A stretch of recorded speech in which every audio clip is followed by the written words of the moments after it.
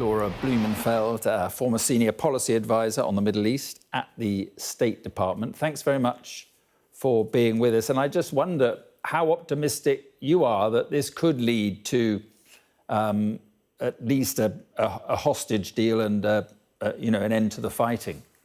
Yeah, I think God bless the Nobel Prize, Peace Prize, because this is the Trump show, and Donald Trump is aiming for that gold-plated coin, which the Peace Prize deadline is Friday, and I think that's creating a lot of pressure and momentum.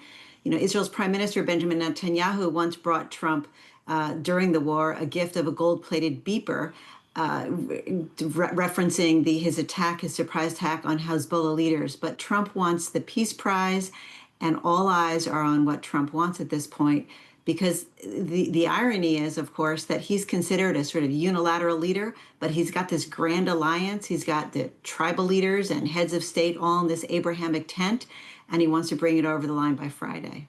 Yeah, I mean, the reality is, I guess, that the Peace Prize Committee may have already decided who it is, given that they're going to announce it on Friday. But look, we hear, Laura, we hear from all sides that there's this cautious optimism on the one hand, but also that there are these difficulties to resolve. So it's by no means, certain there'll be a deal.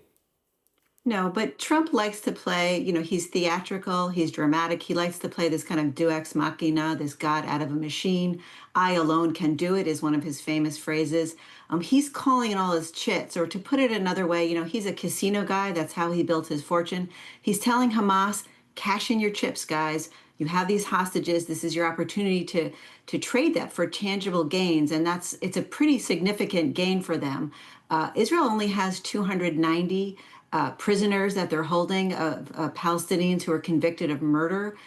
The agreement that's on the table now, they would release 250 convicted murderers, and these are sort of masterminds of murder, including Paul Appleby, a 27-year-old victim of one of these masterminds who was released in the last hostage exchange in January. So this is a big win for Hamas.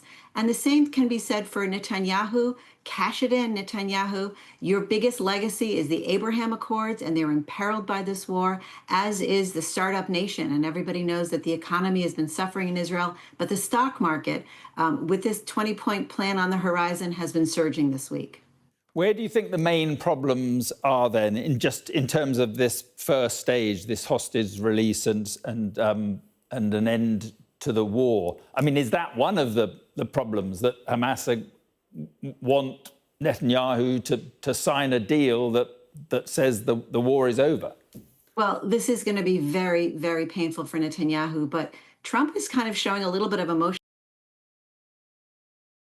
because he's saying, Netanyahu, your strategy was right by applying military pressure. After all, the IDF is surrounding Gaza City. They're not quite throttling the necks of those fighters who are there, but they certainly have it encircled. So he's giving him that validation, which is sometimes more important than a concrete win. But what are the sticking points? Well, they're fascinating, actually. Again, this is just for the first part of the deal. Point one, it's which prisoners will be on that list. Now, Netanyahu has always said no Hamas to be released, and no Abbas, meaning no Palestinian Authority figures, should also be part of the ruling class in Gaza going forward. But one of the names that Hamas is asking for is Marwan Barghouti. He's not a Hamasnik, but he has the support. He's the #1 most popular Palestinian political leader. He's in jail, convicted for five life sentences for multiple counts of murder. And they want him out, right?